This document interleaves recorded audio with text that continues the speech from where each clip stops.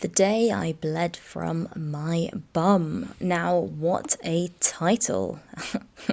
Hello and welcome to Chatting with Charlie.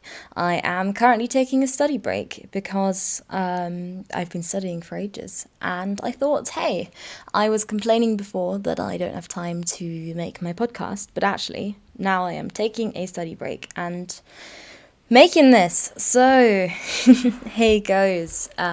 Just in case I sound a bit all over the place, it is because I'm in the middle of a million things at the moment, but I'm in a pretty good mood and I feel like my head is clear for the first time in weeks. So I thought this would be a good opportunity. What am I talking about today? I am not telling you a long story about someone bleeding from their bum.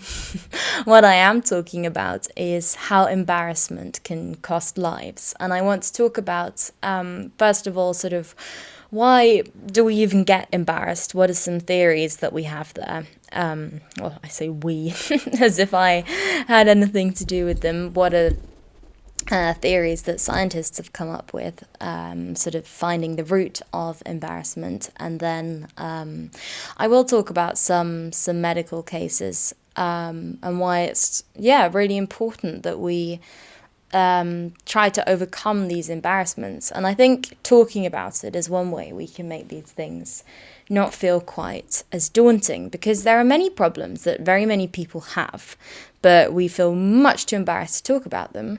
So this is me doing exactly that. I will talk about some specific embarrassing examples that aren't actually embarrassing, but we sort of see them as embarrassing socially. So, what are sort of some theories why we even get embarrassed? So, we have the social evaluation model, which was founded or created or championed by Roland Miller of Sam Houston State University. So basically what they say is that the root of embarrassment is the anticipation of negative evaluation. So we want to have a social image.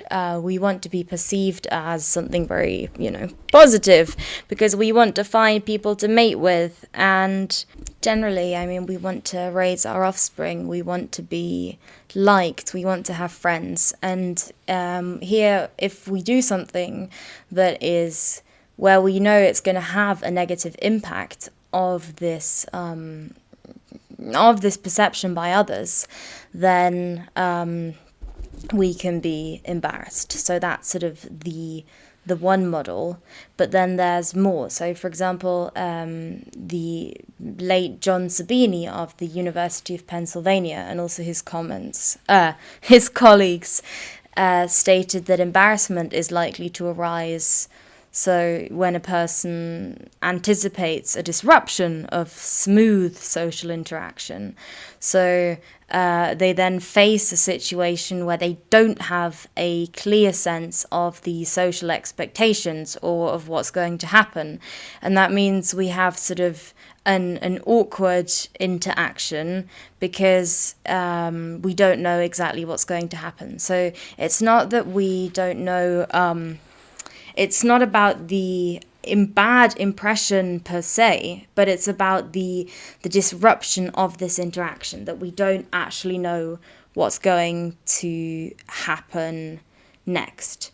So, for example, people would be embarrassed if they had to remind a friend that they have to repay debt. And here, so this evaluation, this would be the friend, not yourself. But still, it's embarrassing because you don't know exactly how this interaction is going to go, and then you don't know what the friend is going to think and what the friend is going to say, and how will they respond, for example. Or another situation, something that maybe we all know very well, is if we get a compliment. That's positive. If you get a compliment, it is something very, very positive, something very nice, something wonderful. But it isn't. We all know that situation when someone gives you a compliment and you just think, oh my God, please stop it. Singing happy birthday, same thing. When people sing happy birthday, does anyone know how to react when people sing happy birthday? I don't think there is a human in this world who enjoys happy birthday being sung. And here, in that theory, it would be because you do not know how to react, and you don't know what comes next, and you don't know what to do next. And that's why here sort of the smoothness of interactions is disturbed. Other theories in terms of what embarrassment is there for is that it could actually be a sign of altruism and cooperation.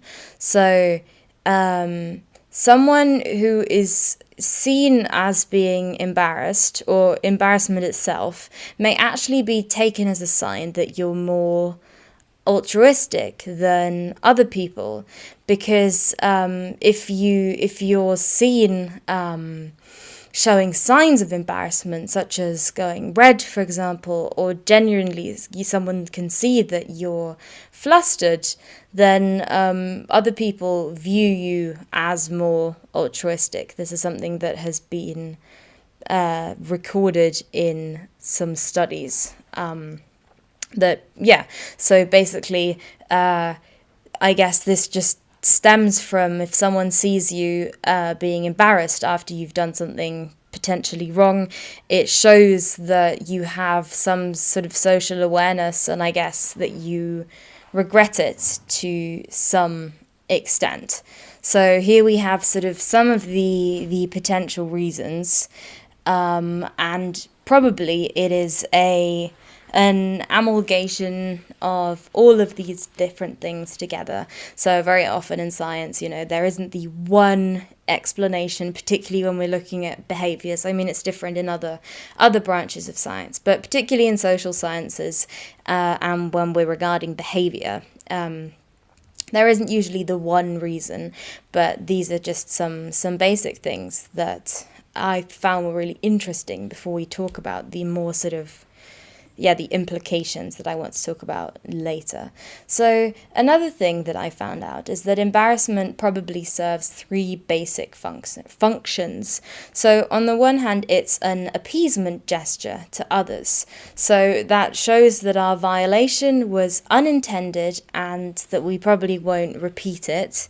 Then secondly, that we have the intense dread of this emotion probably deters us from doing what actually triggers this, from behaviors that triggered this state. So again, embarrassment is sort of the social counterpart to physical pain. You wouldn't do things that cause you physical pain, and we try very hard to do things that aren't that embarrass us, because embarrassing things are often, behaviors that are detrimental, although we'll get to that a bit later when we talk about medical conditions. And then thirdly, this is slightly related to the point that we had before with the altruism. So embarrassment motivates us to undo the social damage and also restore the esteem of others. It kind of ties together that we're seen as more altruistic, when we're embarrassed, and here it actually really motivates us to undo the social damage. So it does actually trigger some of these behaviors. So as we can see here, it does all kind of come together.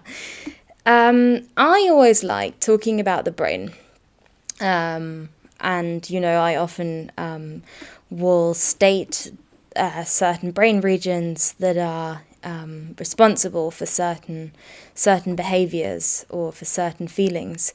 But here there hasn't been like a specific brain area that's been identified. So there's no center for embarrassment, but the frontal lobes, particularly the orbital frontal region, if you're interested, they appear to play a role, so in the link between embarrassment and the regulation of appropriate social behavior.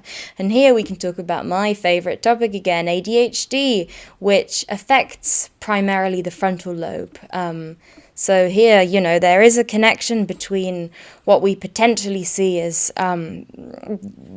inappropriate social behavior in neurodiverse people, where again, what is appropriate is something that is societally defined, and that's why people who are, in quotation marks, different, why we see some of these things as inappropriate, even though they're not meant to be inappropriate, and why also the person may not even be aware that it is inappropriate, because, to them it isn't, and there's nothing wrong, and they haven't done anything wrong. So I think that's very interesting how we can sort of interlink all of these topics again. And then patients who sustain damage to this region, they may be capable of experience embarrassment, but behaviors that would elicit embarrassment in many of us don't really seem to cause them much pain, much embarrassment. And that's why they may disclose more intimate information, for example, which again, here if we have damage to this region, it's kind of similar to what I said before. And there have been, patients who have had damage either by, physical damage through injury, but also tumours and that. And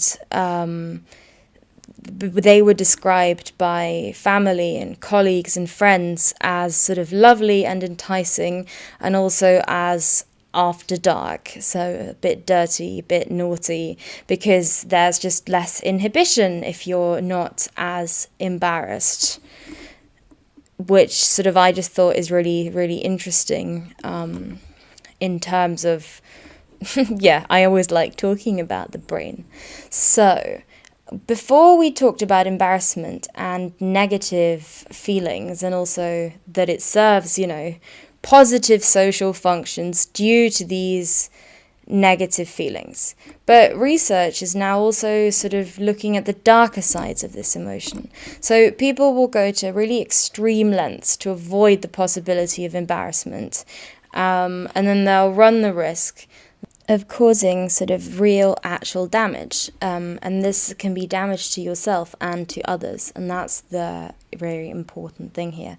So, for example, Sabini, one of the scientists, argues that actually there are frequent failures of bystanders to intervene in potential emergencies because they're so scared of being embarrassed. So the onlookers will worry about looking silly if they respond to a situation where they think it's a crisis and then it turns out not to be.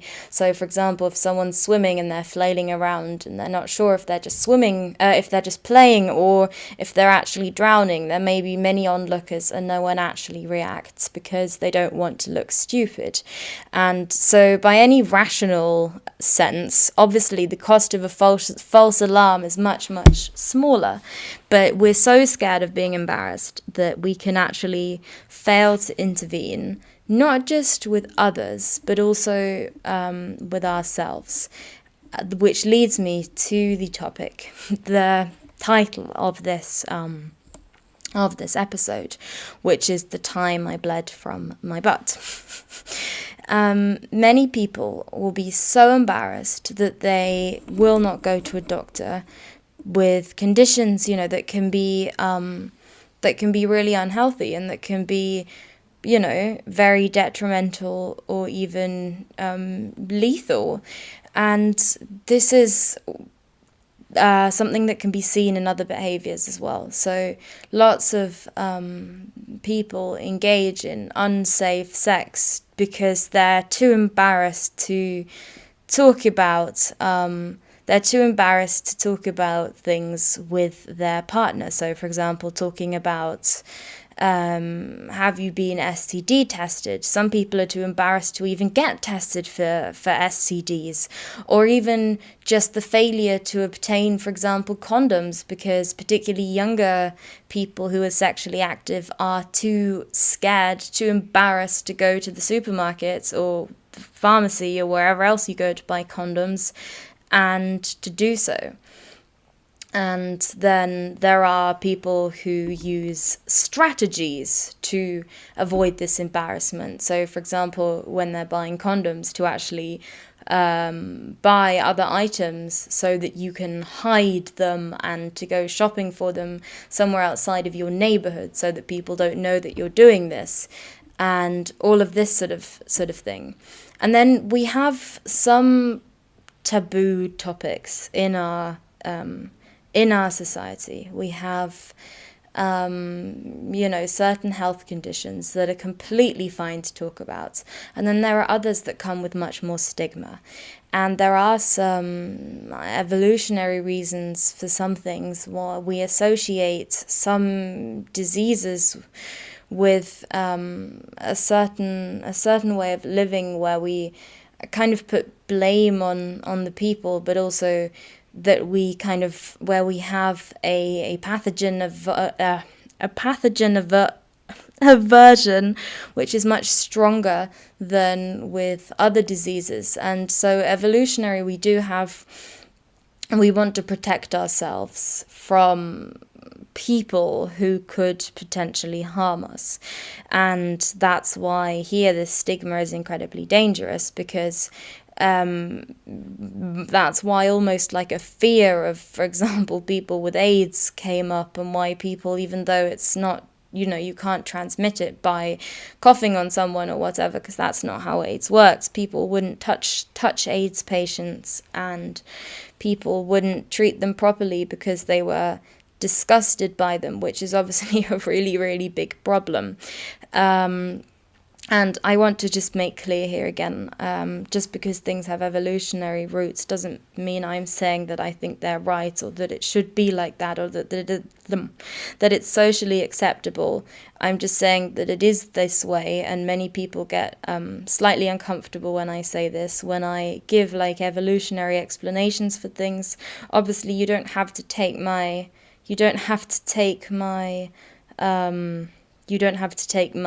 explanations as, you don't have to accept them or whatever. This is what I've learned and this is what I know.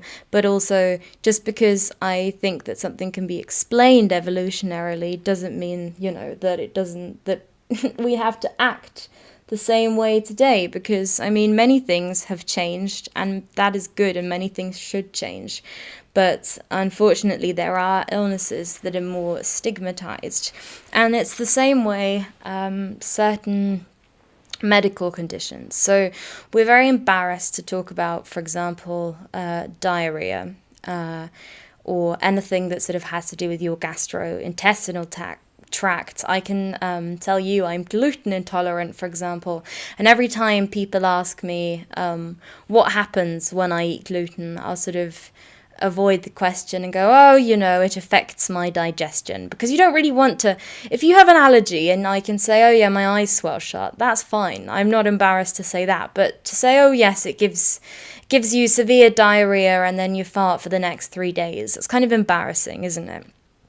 And there are other things. This is illnesses particularly that involve parts of the body that we see as private. So your anus and your penis and vagina, your breasts, all of these things, it can actually deter people.